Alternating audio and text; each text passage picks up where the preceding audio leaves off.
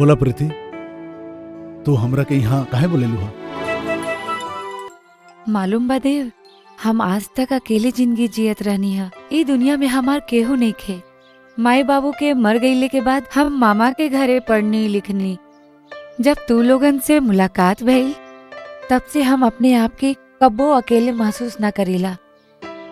हमके तुहार लोगन के दोस्ती बहुत प्यारा लगेला और तुहार लोगन के प्यार से झगड़ल औरो भी अच्छा लगेला।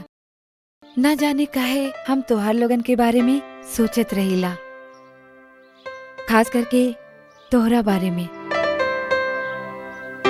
एगो बात जाना तारा देव, जब तारा संगे रहे नी त हमके केहू से डर न लागेला। जवन पुरुष के संगे रहे से कोनो लड़की के डर न लागेला तो ऊ लड़की ओही मर्द से प्यार करेली देव।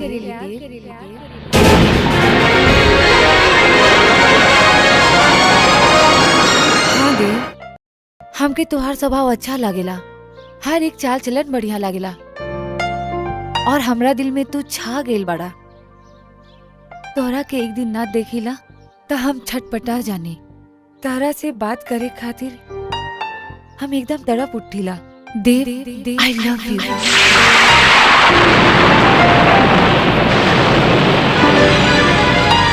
थैंक्स हम वो दिन ले हब दोस्त, जौना दिन प्रीति तोहके आई लव यू कही। हमरा के गलत मत समझा, हम तारा से सच्चा प्यार करेनी। हमके अपने आप से दूर मत करिया, हम तारा बिना ना जी पाए। हमरा के प्यार करा देव, हमरा के प्यार करा, प्यार करा देव, हमसे प्यार करा।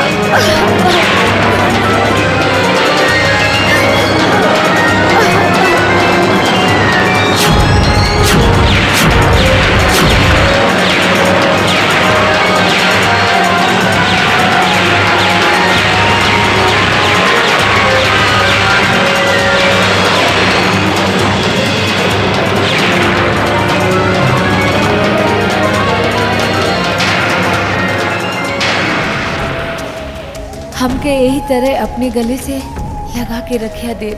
हम तारा बिना एक पल भी ना जी सकीला, तारा बिना संसार में जिए की कल्पना भी ना कर सकीला। हम तो के बहुत प्यार करीला देव, हाँ बहुत प्यार करीला।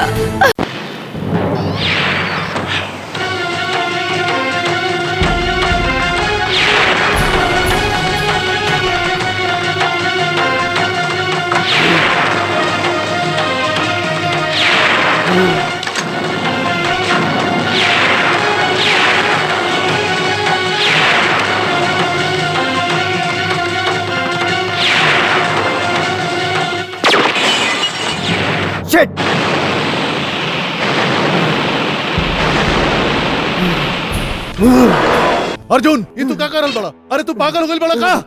हाँ, हम पागल हो गए बानी, पागल हो गए बानी हम।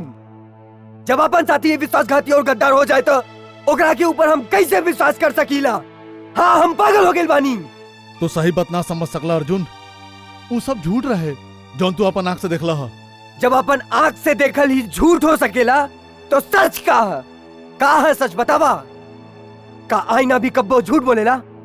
कबो कबो आईना भी झूठ बोलेला अर्जुन। हमरा सामने बकवास मत करा देव, हम तोहरा के अच्छी तरह से पहचान चुकल बानी। जैसन तोहरा के सोचले रहनी तू अपन जात दिखा देला। तू हमरा के धोखा देले बड़ा, तू हमार भावना और विश्वास के खून कहले बड़ा।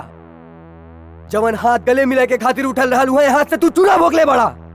ना अर्जुन, ये सब गलत बा, तू हमार विश्वास कर अर्जुन। कैसे विश्वास करी तोरा ऊपर? हमरे हाथे से कुछ गलत ना हो जाए ऐसे पहले तू निकल जा यहाँ से। ना अर्जुन, ये सब झूठा। हे, तू सुनला ना हमार भाई का कहलस? तू यहां से चल जा, तू यहां से खुद जाइबा कि धक्का मार के निकाली? निकला।